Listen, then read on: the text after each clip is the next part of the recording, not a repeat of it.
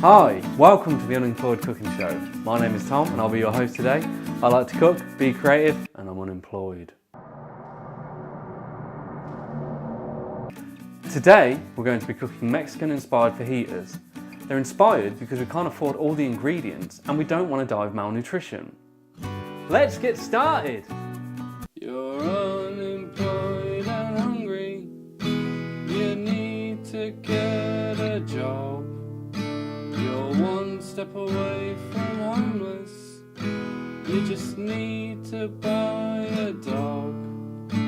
So let's go on this adventure and make some simple food.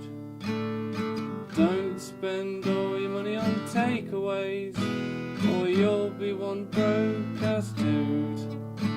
The Unemployment Cooking Show with Tom. Please read my CV. Thank you very much.